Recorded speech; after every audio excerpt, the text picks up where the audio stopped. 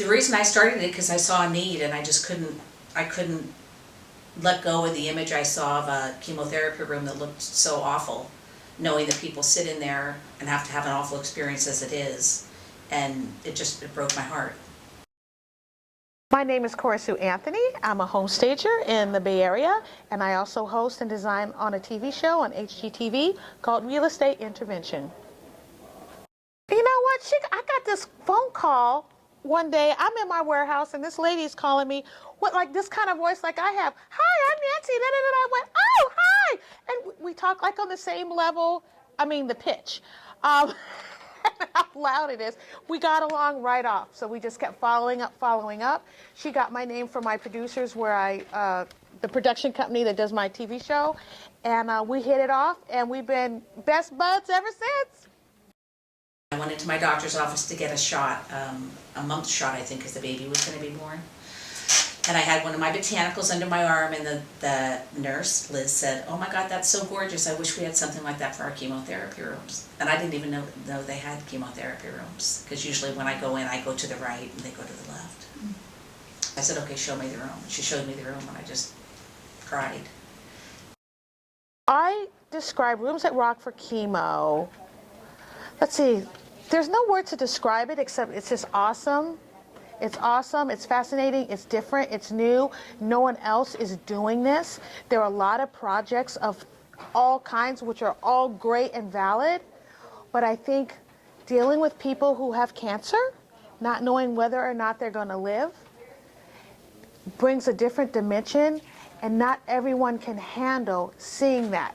It's heartbreaking, it's gut-wrenching, but Nancy Ballard has the guts and the heart to do it anyway.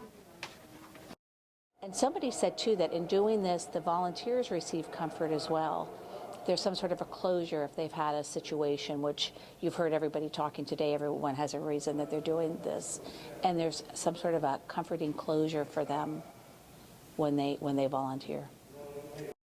But the castle, when I was painting the castle yesterday, I suddenly remembered what is going to be happening here tomorrow and thereafter, you know, and it's not all fun and games. And this room has, you know, it's a place of a little solitude and complete peace, potentially, you know, and relief in every sense. And it hit me. And then again, when I painted those little kids hiding, and your guy was here, you know, when that happened, I don't know, really spontaneously, suddenly I drew one of those little girls without hair. And then the other one, and that knocked me out too, because it's real, you know.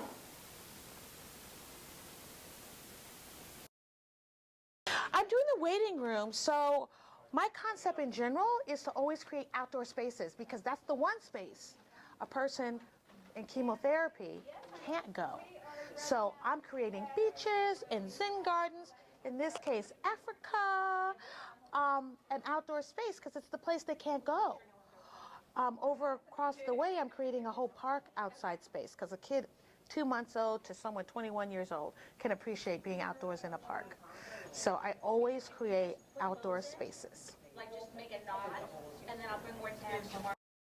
When I was a baby, I was 8 months old, I had bacterial meningitis, and so I was here for 10 days, and I've heard the story many times from my parents because it was really traumatic for them, and they almost lost me, and so there's always been a really strong connection for me to this hospital, and so yeah, I just wanted to, because of what I do for a living and my connection in that way, and my dad just passed away in January from cancer as well, and I just remember him feeling like the rooms that he was in, he just wasn't very inspired, or they're just kind of boring. So I figured with kids, they're really going to want something fun. So all signs pointed to I need to come down here and do this. So I did. It's been fun.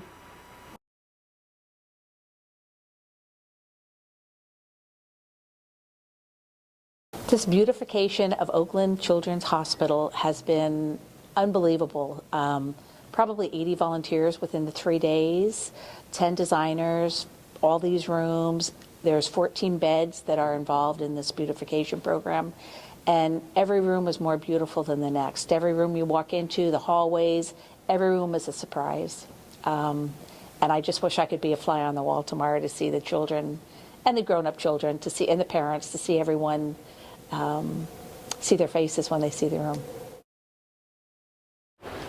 Well, the way it affects the patient when they see it is, the first thing that happens is, this is a space they've been coming to for weeks or months, and it's this drab, dreary place.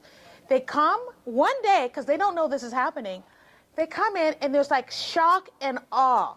You see the shock and awe and the oohs and ahs. They're like, oh, look at that, and ooh, how did they do that? And, ooh, that's so cute. And then you see the emotion of it. You see it overcome them. But the first time I saw that, I wasn't sure what that was. And it was hard to take. How do you describe it? They just become overwhelmed. Part of it might be because they're sick. It could be because someone cared enough about them to do this. I'm not sure what that is. And then once they start talking, then they start crying. But in the end, when it all balances out, they're so appreciative. They have a will to live. And even if they don't make it, at least they're going in a beautiful place.